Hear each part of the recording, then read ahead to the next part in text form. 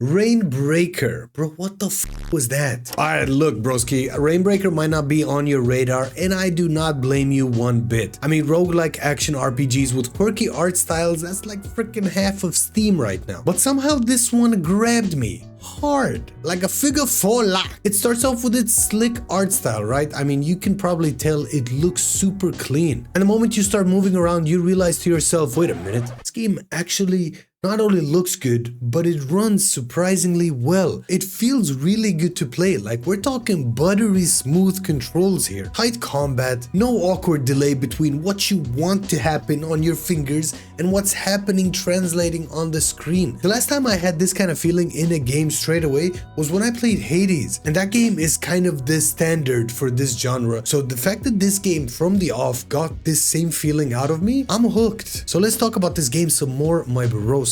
But here's what really got me playing it. The game doesn't hold your hand or hit you with a 20-minute lore dump or a hour-long tutorial. No, broski, you're just dropped in like, hey, there's a queen, maybe take her down or something. And the story, man, it's already been happening. You're just late to the party, and I loved it for that. It makes the world feel alive, like you're stepping into someone else's dream halfway through, and now it's up to you to kind of figure things out. But as we all know, man, these games, these ARPGs in general, roguelikes especially, they live and die by their combat system. You can have the best story possible, but if the combat is gash, forget about all the other stuff. And thankfully, Lord Jesus be praised. I don't know why Jesus came out first, but the game is good. The combat is surprisingly good. The moment-to-moment gameplay is smooth as boot hair. Dodge, attack, combo, backdash, it all just flows together. You're dancing around enemies, smacking little robot dudes with your big old lance like you're trying to swat flies at light speed. And when it clicks, man, you feel like a total badass. Like one of those anime side characters that always keeps one of their hands in their pockets during a fight. Like, do I gotta go serious? Do I gotta freaking go full and pull my other hand out? Because you ain't ready for that, man. You ain't ready for that. But it's not just the feel of it. The game knows how to keep things moving. You're thrown into these short challenge-based levels where the objective shifts every time. Sometimes it's kill everything inside. Other times it's don't get hit or survive for 60 seconds. And then there's some weird ones as well, like the enemies are immune to a specific kind of attack and it's up to you to figure it out and kind of survive. It's not revolutionary stuff, but it's done well enough to keep you hooked. And let me just say, man, I appreciate how small and focused the levels are. No endless hallways, no walk for 5 minutes before the next fight, just pure tight encounters. And I gotta stop saying tight in all honesty. Another ARPG with big empty maps that comes to mind is Path of Exile 2, man. If you have played that recently or at all in any point in the early access period of the game since January, I think, that game is super good. I love it. I'm not gonna talk about 0.2 as of now because I need more time with it, of course. Once you clear a level, there is a lot of just backtracking, a lot of back and forth running in big empty spaces.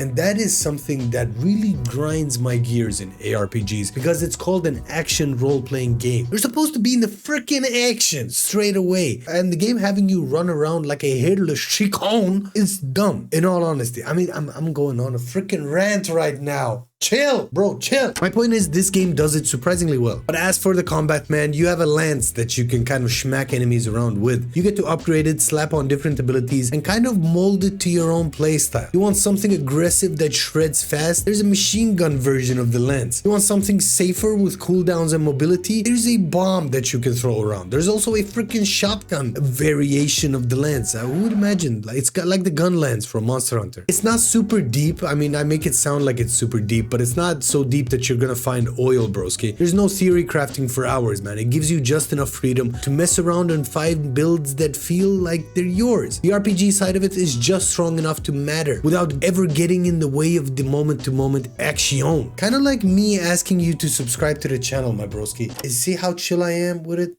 Man, he's chill. Hey, I'm chill.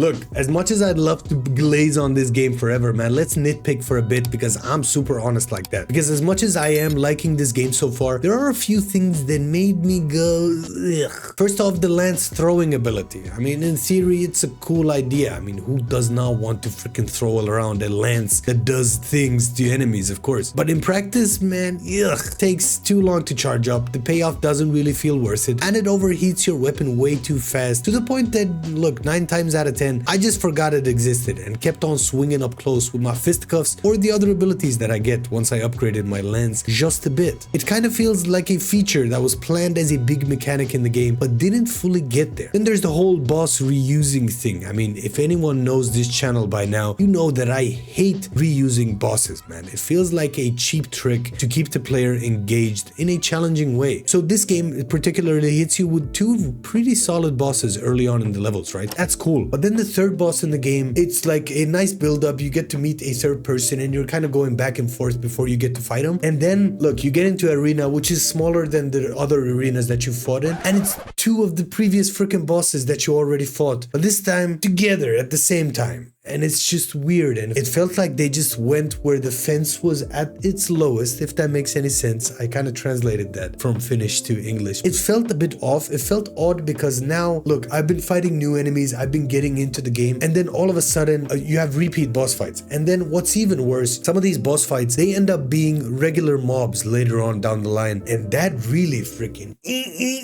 grinds my freaking gears. Look, that deserves a whole podcast episode on its own, but like, my point here is that it felt cheap. It felt like a cheap trick in all honesty, and if the combat wasn't as fun as it is, I would have turned away from this game. But the combat is super fun. It's super refreshing, it's super nice, and it's tight like a tiger, you know what I'm saying? At the end of the day, I might be rambling on, but I didn't care that much, to be very honest, because the core of the game, like I said, man, the part where you're actually dodging, slashing, upgrading, unlocking, that's just fun, and that's the magic word here. If you win, as in fun. Gameplay loop just works. You complete challenges, unlock keys, open new levels, uncover bits of story. It's all paced in a way that keeps things moving forward. The levels are short but packed. The challenge variation keeps you on your toes, and the game rewards you often enough that it's surprisingly hard to put down. And yeah, man, I mean, honestly, the enemy variety could use a bit more baharat, if you know what I'm saying. It needs a bit more spice. That's what I'm trying to say. You'll see a lot of the same faces across the first few levels, but the moment-to-moment combat, man, like I said, it's so clean that I kind of stopped noticing. I was just vibing with the violence, and honestly, that's sometimes enough. And here's the thing about Reignbreaker for me personally, man, it's not trying to reinvent the wheel. It's not some massive multi-hour epic with 50 endings and emotional breakdowns. It's just a tight, stylish looking roguelike that knows exactly what it wants to do, and it does it really well. I mean, gaming in general, it needs more games like this that are kind of bite-sized, really enjoyable little packages. Not every game needs to be AAA, even AA. Not every game needs to be 10 out of 10 out of the scores. You can have okay games that you can get for surprisingly cheap. I mean, this game is cut price all the time. I even at full price is cheap, and even a stingy broski like myself, I was super eager to get my hands on this game because not only does it look good, it feels good to play. And look, I'll be very honest, Lurkit gave me a code for the game, so I'm doing a review based on that. Honestly, I would have put my own money into this game. Having played it now and looking at it, looking backwards at it, and pause, straight up pause on that, man. You gotta chill. But yeah, looking back at it now, man, I would have paid full price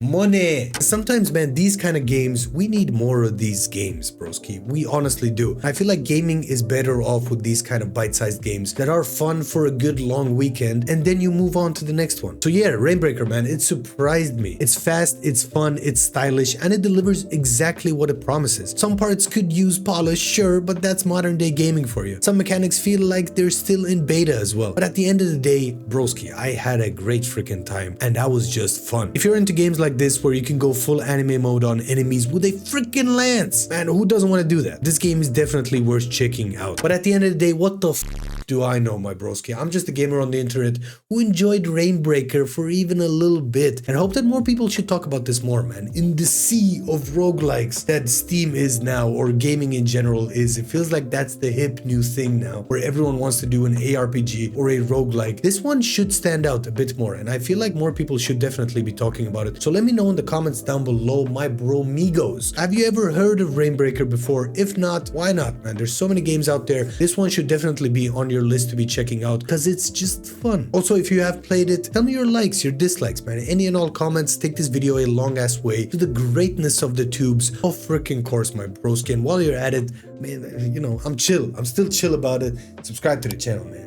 I'm chill as hell. Look at me, chill. But in any case, I don't really know how to end the video, man. So have a great day wherever you're from, whichever time of day you watch this at. In the meanwhile, man, click this link right here to watch me ramble on about Atlas Fallen Reign of Sandies, a game that similarly requires a lot of attention that it didn't get early on. So man, enjoy the video, enjoy the day. Peace out, keep on trucking my dudes. See you in the next upload. Peace.